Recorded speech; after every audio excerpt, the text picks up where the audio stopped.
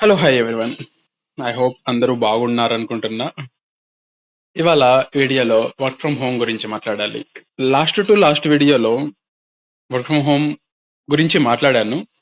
Work from home ఎలాంటి task లేకపోతే నాకు హాలిడే లాగా ఉంటుంది. అంటే లీవ్ లాగా ఉంటుంది అనేసి చెప్పాననమాట. సో, అది కొంచెం దాని గురించి కొంచెం ఎలాబరేట్ చేయాలి. ఎప్పుడైతే మనకు ప్రియారిటీ టాస్క్ ఉండదో ఆబ్వియస్‌లీ మనం ఆహ్ అంటే వర్క్ ఫ్రమ్ హోమ్ ఉన్నప్పుడు కొంచెం లేజీగా అయిపోతామనమాట మనకు తెలియకుండానే. అంటే ఆ పననేసి, ఈ పననేసి అట్లా ఇట్లా అనేసి అంటే నేనైతే అలానే ఉన్నాను. మోస్ట్‌లీ పీపుల్ బట్టే ఉంటుందనమాట. అండ్ మీరు గనక పర్మనెంట్ వర్క్ ఫ్రమ్ హోమ్ చేస్తుంటే అప్పుడు సినారియో వేరనమాట. ఎందుకంటే అప్పుడు డెడికేటెడ్‌గా మీరు ఖచ్చితంగా ఉంటారనమాట. అప్పుడప్పుడు వర్క్ ఫ్రమ్ హోమ్ తీసుకున్నారనుకో ఎన్విరాన్మెంట్ డిఫరెన్స్ వస్తుందనమాట. వర్క్ ఫ్రమ్ ఆఫీస్ చేసేటప్పటికి, వర్క్ ఫ్రమ్ హోమ్ చేసేటప్పటికి. మీ ప్రొడక్టివిటీలో కూడా డిఫరెన్స్ వస్తుందనమాట. అంటే అక్కడ ఆ టీమ్‌తో వర్క్ చేస్తూ ఉంటావు. లైక్ ఇంటరాక్షన్ అవుతూ ఉంటావు. బ్రేక్స్‌కెళ్తూ ఉంటావు.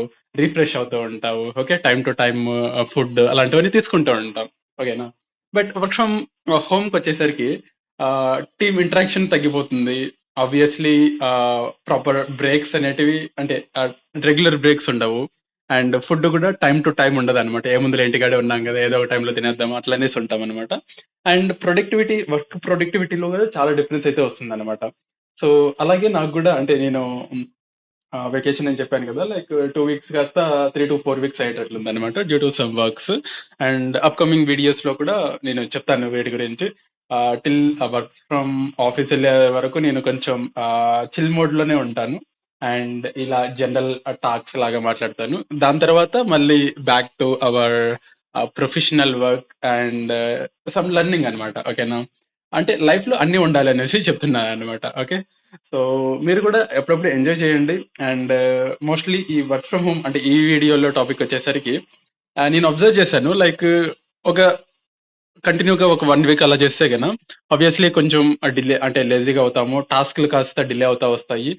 అంటే డైలీ ఏదైతే స్టాండప్ మీటింగ్ కాల్ ఉంటుందో అందులో సేమ్ అంటే రొటీన్ అనిపిస్తుందనమాట. 2, 3 డేస్ అంటే 1 డేలో చేసే టాస్క్ 2, 3 డేస్ అదే లైక్ అది చేస్తున్నా, ఇది చేస్తున్నా, దానికోసం రీసెర్చ్ చేస్తున్నా. ఆ టాస్క్, ఈ టాస్క్ అనేసి దాంట్లోనే అంటే తిప్పిచ్చి మళ్ళిచ్చి చెప్పడం అంటారు.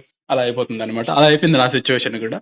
అండ్ ఒక టాస్క్ 3, 4 డేస్ నుంచి వర్క్ చేస్తున్నాను. బట్ గుడ్ ప్రోగ్రెస్ అయితే లేదనమాట. నాకే ఐ మీన్ నా మీద నాకే అనిపిస్తుంది.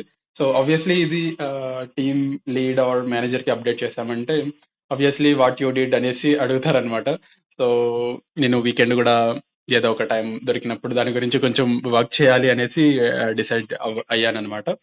అండ్ ఇంకొకటి ఎప్పుడైతే ఇలా లేజీగా అయిపోతామో ఆబ్వియస్‌లీ ఆహ్, ఈ టాస్క్‌లు కాస్త పెరిగిపోతూ వస్తాయన్నమాట. సో, మీరు ఇలా అవ్వకుండా ఎప్పటికప్పుడు టాస్క్‌లు క్లియర్ చేసుకోండి. అండ్ ఏది కూడా ఎక్కువ లీనియర్స్ తీసుకోకూడదనమాట. లీనియర్స్ అంటే ఆహ్, ఒకటడిగితే రెండిస్తారనమాట. నువ్వు అందుకోసం అనేసి 3 అడగకూడదనమాట. సరేనా? అది ఎంతవరకు ఉండాలి లిమిట్ అది తెలుసుకోవాలనమాట. ఓకే. మళ్ళీ ఇంకొకసారి నీకు అంటే నీ మీద నమ్మి ఇవ్వాలనమాట. సో, ఇలాగే ఐ మీన్ మా మేనేజర్ ముందుసారి ఇచ్చినప్పుడు నేను పర్ఫెక్ట్‌గా అంటే ఎలాంటి మచ్ టీమ్ ఇంటరాక్షన్ లేకపోయినా కూడా ఆహ్, అంటే టాస్క్‌లు అలోన్‌గా వర్క్ చేశాను అనేసి కొంచెం అప్రిషియేట్ కూడా చేశాడనమాట. సో, ఇప్పుడు అదే నిలబెట్టుకోవాలంటే సో, మనం కష్టపడాలి అండ్ ఇచ్చిన టాస్క్‌లు కంప్లీట్ చేయాలి. అండ్ దాన్నేమంటారు? వాళ్ళ యొక్క ఆహ్, ఏదైతే ఎక్స్‌పెక్టేషన్ పెట్టుకున్నారో అట్‌లీస్ట్ దానికి రీచ్ అవ్వగలగాలి. ఓకే. మరి ఇంకొకసారి ఎప్పుడైనా వర్క్ ఫ్రమ్ హోమ్ ఏదైనా రిక్వెస్ట్ చేసినప్పుడు అంటే ఇలాంటి సిట్యుయేషన్స్ వచ్చినప్పుడు వాళ్ళు మనకి ఫేవర్ అయ్యేదానికి ఛాన్సెస్ ఉంటుంది. ఎందుకంటే ఆ క్యాండిడేట్ ఓకే. ఆ అసోసియేట్ వర్క్ చేస్తాడులే అనేసి వాళ్ళకు ఒక ఇంప్రెషన్ వస్తుందన్నమాట. ఓకేనా? And yeah! కొంచెం రిఫ్రెషింగ్ మోడ్‌లోనే ఉన్నాను. And okay then. మీరు కూడా అప్పుడప్పుడు రిఫ్రెషింగ్ మోడ్‌లోకెళ్ళి మళ్ళీ వచ్చేయండి. ఓకే. మీరు గాని వర్క్ ఫ్రమ్ హోమ్ చేస్తుంటే పర్మనెంట్‌గా అది ఏదైనా టిప్స్ గాని ఉంటే నాకు కొంచెం షేర్ చేయండి. నాకు అంత వర్క్ ఫ్రమ్ హోమ్ ఎక్స్‌పీరియన్స్ లేదు. ఏదో అమావాస్యకో, పుణ్యానికో అన్నట్టు ఉంటాననమాట. Okay then. See you in next video. Thank you for watching. Bye by.